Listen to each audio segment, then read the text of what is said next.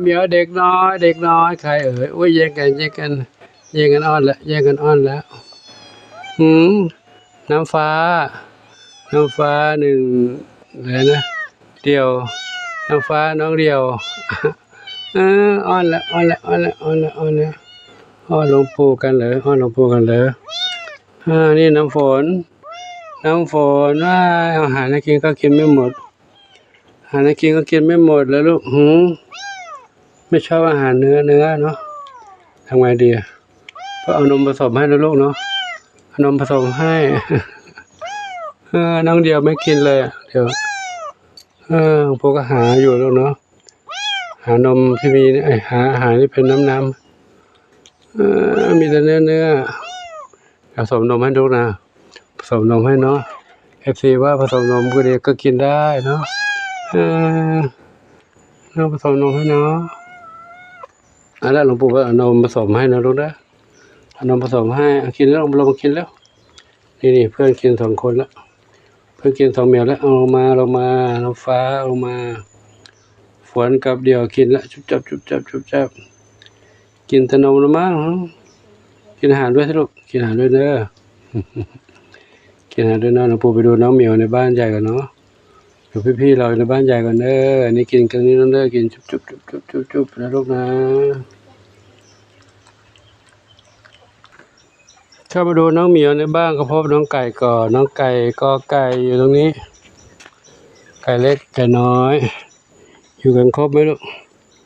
ครบไหมอยู่ครบอยู่นะ7 ชีวิตนะลูก7 ชีวิต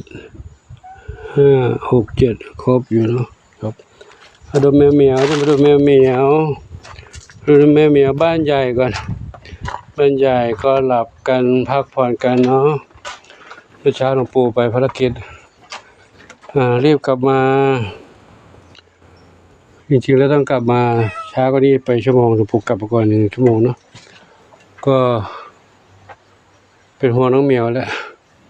เมื่อเช้าให้โยมไก่ดูแลอยู่นะก็ให้อาหารกินแล้วกินอาหารกันแล้วเนาะนี่น้องนุ่มรอขาวเทาอยู่ในนี้สบายเลยเนาะอยู่คนเดียวแล้วในนี้สบายจะแล้วอยู่นี่คนเดียวดังนั้นเพื่อนๆเราอยู่ในนั้นก็สบายเหมือนกันสบายแล้วอยู่ในนี้เนาะให้ปู่ไปดูทางโน้นก่อนอยู่ตรงนี้กันเนาะมาดูทางนี้เต้าตุ้ยใครจะเดินนะใครเดินมาเต้าตุ้ยนะตรงแย่งเบียร์กันทำไมอยู่ตรงนี้กันนะโอ้นอนอยู่ในนั้นสบายใจแล้วผมไม่ได้เข้าไปหาแล้วเด้อคุณอยู่ข้างนอกนี่ก่อนเนาะดูทางนี้ก่อนเนาะดูนี่ก่อนน้องสาว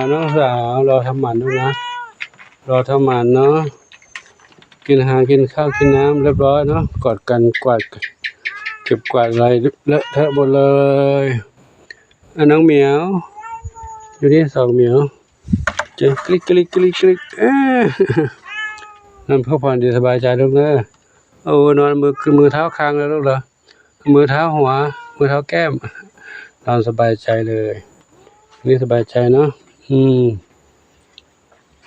มาดูทางนี้อีกมาดูบ้านนี้ก็หลับกันสบายดีหลับกันสบายดีนะเนาะอยู่ด้วยกันสบายใจเด็กน้อยเด็กใหญ่ไม่มีเด็กน้อยแล้วมีแต่เด็กใหญ่แล้วเด็กน้อยจากไปเรื่อยๆจากไปเหลือเฉพาะนู่นน่ะเหลือเฉพาะน้องฝนน้องฟ้าน้องเดียวนะแล้วก็น้องอะไรน้องอะไรนะน้องหนึ่งเนาะน้องนั้นจากไปกันหมดแล้วเนาะท่านจากไปกันหมดแล้วเด็กน้อยเขามีโรคที่มากับแม่เขาเนาะเขาอยู่ข้างนอกหลวงปู่ก็ไม่ทราบว่าเขามีโรคอะไรมาเนาะช่วยเขามาจากข้างนอกปรากฏว่าช่วยได้แค่นี้ไม่สามารถช่วยให้รอดเติบโตจนโตได้เนาะกระจากไปแล้วก็มาดูบ้านนี้เนาะเอากรงมาพึ่งแดดไว้สักแดดไว้แต่เดี๋ยวว่าจะไปให้แม่นี่อยู่แม่ใหญ่อยู่ตรงนี้แม่ลูก 5อยู่ตรงนี้ อาการซึมๆไม่ค่อยดีแล้วลูกแม่ลูกห้าต้องอยู่ตรงนี้ก่อนนะเขาง่ายดีเพราะเขาไม่สบายก็แจ้งให้FCทราบเลยเนาะลูกเขาทั้งห้าจากไปหมดแล้วเหลือแต่แม่เหลือแต่แม่เนาะอย่างปู่พอมาเดินเล่นหน่อยไหมลูกมาเดินเล่นหน่อยไหมมาปล่อยเขามาเดินเล่นบ้างเนาะอยู่แต่ในโกมันแคบอึดอัดใช่ไหมลูกอยู่ธรรมชาติจะได้สดชื่นบ้างเนาะลูกจากไปหมดแล้วคงจะเหงาเศร้าใจนะลูกจากไปหมดทั้งห้าเหมียวไม่มีเหลือแล้วเนาะที่ FC ถามว่าลูกแม่ทั้งห้าเป็นไงบ้างตอนนี้ก็จากมาแล้วเหลือแต่แม่นี่แล้วเนาะครับหลวงปู่ไม่ได้ตอบในคอมเมนต์หลวงปู่ขอตอบรวมในคลิปนี้เลยเนาะครับขึ้นบนลูกขึ้นบนขึ้นจึ๊บอยู่บนนั้นก็ได้ลูกอยู่นี่ก็ได้เนาะได้อยู่กับธรรมชาติลูกนะอยู่ในนี้นะครับก็ใช่เขาเดินเล่นอยู่เนี่ยเนาะกลางคืนค่อยเอาเข้าบ้านเนาะมาด้านนี้น้องน้ำเพชรอยู่ในนี้เราไม่ออกข้างนอกเนาะข้างนอกไม่ปลอดภัยเลยข้างนอกอันตรายฉลบเยอะน้ำเพชรปุ๋ยฝ้ายอยู่นี้อันนี้เนาะนี่แม่น้องหนึ่งกินอาหารจุ๊บลูกน้อยไปไหนล่ะฮะลูกน้อยอยู่ไหนลูกน้อยนอนอยู่ข้างนู่นข้างกล่องอยู่ที่ผ้าดูนะเอาลุกแล้วกระดุกดิกแล้วเนี่ยซูมดูหน่อยสิน่าดุกดิกนอนอยู่ข้างโน้นดิกอยู่ข้างนั้นอยู่ดีมีสุขลูกนะอยู่ดีมีสุขนะมาด้านนี้แม่ยินดีก็ลูกจากไปหมดแล้วเนาะลูกเขามี3 เหมียวจากไปก่อนนู้น2 เหมียวแล้วจากไปล่าสุดคือน้องขนุนจากไปแล้วตอนนี้ก็เหลืออยู่แม่คนเดียวแม่อยู่คนเดียวนี่นะเดี๋ยวรอทำหมันน้องเด้อวันที่4นี่นะเนาะอย่าเพิ่งเป็นอะไรไปนะลูกนะแล้วแม่ยินดีลูกก็เลี้ยงลูกก็ลูกป่วยจากไปกันหมดแล้วเนาะลูกเขามีแตงไทยแตงกวาขนุนแตงไทยแตงกวาจากไปก่อนแล้วมีน้องขนุนเพิ่งจากไปเมื่อวันก่อนนี้เนาะครับตอนนี้ก็เหลือแม่ยินดีลูกผู้เดียวเนาะแล้วมาดูบ้านนี้ลูกทั้ง4จากไปหมดแล้วเนาะนี่ลูกทั้ง4จากไปหมดแล้วอันนี้บ้านนี้ไม่ได้ตั้งชื่อเขาเรียกว่าชุดอะไรขาวดำแพนด้าเนาะชุดแพนด้าทั้ง7จากไปหมดแล้วนี้เหลือแม่เขากับพี่เขา2 เหมียวชุดนี้เป็นเหมียวรุ่นใหญ่ก็จะมีภูมิต้านทานกว่าเด็กๆเนาะ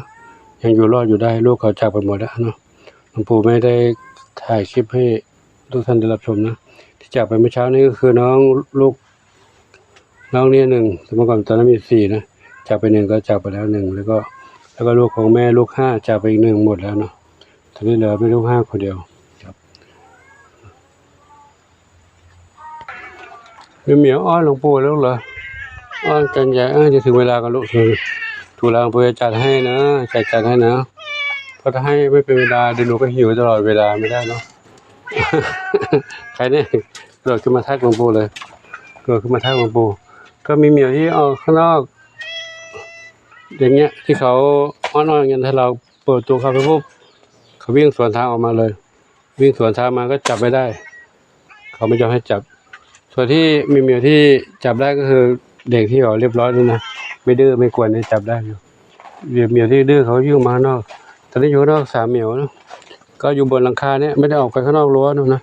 อยู่ภายในนี่แหละก็ไม่ต้องห่วงเรื่องเจ้างูเหลือมจะมากวนนะพออยู่ในนี้แต่ตอนนี้ที่กังวลก็คือเหมียวป่วยถ้าเหมียวป่วยนี่ก็ไม่สามารถทำหมันได้นะชุดนั่นนะแม่ชุดทั้ง4แพนด้าทั้ง4นะตอนนี้เหลือ3แล้วไม่รู้ถึงเวลานั้นจะป่วยจะได้ทำหมันหรือไม่นะแล้วก็น้อง แม่ดวงดีแม่ยินดีแม่ยินดีกับแม่ลูกห้านะลูกก็ต้องทำเหมือนกันจะไม่รู้ว่าป่วยจะทำมันได้หรือเปล่าถ้าทำไม่ได้ก็พลาดโอกาสนี้ไปเลยนะโอกาสที่ทางบริษัทก็จะมาทางเทศบาลมาทำให้ฟรีนี่นะถ้าไม่ทำก็พลาดโอกาสนี้ไปต่อไปเราก็ต้องไปทำที่คลินิกเองเหมือนทุกๆครั้งก็จะมีค่าใช้จ่ายอีกตอนนั้นเนาะอันนั้นเดี๋ยวถึงวันที่4ค่อยดูอีกทีว่าทำได้ไม่ได้นะเขานัดมาทำวันที่4นี้ตรงนี้ก็โล่งอยู่เลยหาคนทำนี่ตัวอยู่เหมียวอยู่นี่เหมียวตรงนี้เดี๋ยวเดินมาให้ดูก่อนนอนอยู่ที่เหมียวนึงนี่อยู่ใต้โต๊ะใต้บ้านหลังนี้ใต้บ้านหลังนี้1เหมียวไม่ยอมให้จับ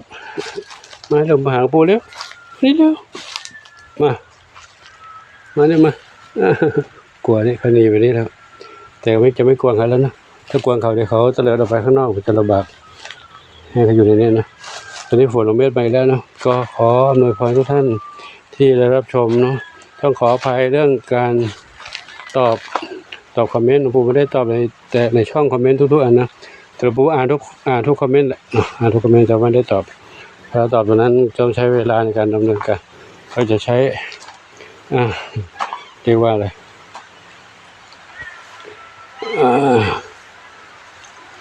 หรือว่าไม่มีเวลาตอบตรงนั้นแล้วกัน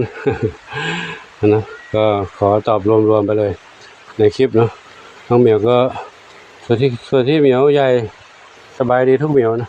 ทุกเหมียวเล็กที่หลวงปู่ช่วยมานะก็ไม่สามารถให้เขาอยู่รอดจนโตได้เนื่องจากอาจจะได้รับเชื้อมาก่อนหน้าที่จะมาอยู่ที่นี่แล้วนะครับเช่นไปเจอเขาระหว่างฝนตกเจอเขาระหว่างหนีมารอดมาเงี้ยนะแอบมาก็คอยติดเชื้อมาก่อนแล้วนะก่อนเลยต้องจากไปตรงนี้เนาะครับก็ขออยู่ดีไว้นี้ก็นะขอโมทนาสาธุกับทุกท่านที่รับชมแล้วท่านเรื่องราวต่างๆขออวยพรทุกท่านโชคดีมีความสุขสมปรารถนาสาธุอายุวันโนทุกครั้งพระลางกงที่เหมียวเสียชีวิตในนั้นก็ต้องเอามาพึ่งแดดพึ่งจากฝนไว้นะการฆ่าเชื้อก็หลวงปู่ทำอยู่แล้วนะก็เห็นมี FC แจ้งว่าให้หลวงปู่ทำเรื่องนี้นะหลวงปู่ก็ทำตามที่วัสดุอุปกรณ์หลวงปู่มีอยู่ที่นี่นะก็เช็ดล้างทำความสะอาดสเปรย์ก็พ่นแล้วนะแล้วก็พึ่งแดดอยู่แต่ก็ยังไม่ได้เอาให้น้องเหมียวไหนอยู่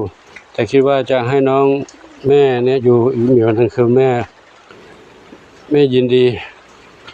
แต่ถ้าอยู่ตัวนี้ก่อนก็ได้เขาอยู่เหมียวเดียวนี่ก็ดูแลง่ายหน่อยให้อาหารกับน้ำนมตัวนี้ได้หน่อยใช่เขาก็จะให้กลับไปอยู่บ้านเดิมคนนี้ก็กลัวว่าอยู่ใกล้กับน้องหนึ่งไปอยู่ติดกันนะตอนนี้เว้นวักไว้ก่อนน้องหนึ่งจะไม่ให้เขาไปนะจะไม่ให้เขาไปอยู่ในนี้ใกล้กับน้องหนึ่งกลัวว่าจะได้รับเชื้อเนาะปุ๋ยฝ้ายน้ำเพชรอยู่ดีๆเด้อปู่ขอ